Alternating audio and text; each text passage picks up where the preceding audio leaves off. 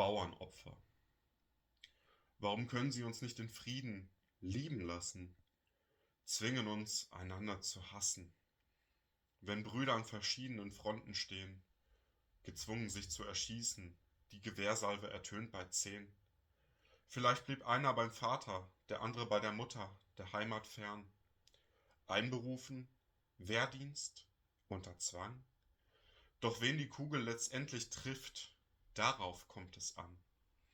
Vielleicht Töchter, Söhne der Nation, das entscheidet die Führungsspitze.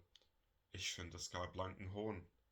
Fette alte Säcke, zu lange an der Macht, umgeben von Ja-Sagern, dumm und willensschwach. Fern der Realität setzen sie Figuren, spielen Schach.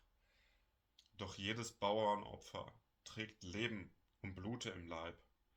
Macht ruhig so weiter, bis von uns nichts mehr übrig bleibt.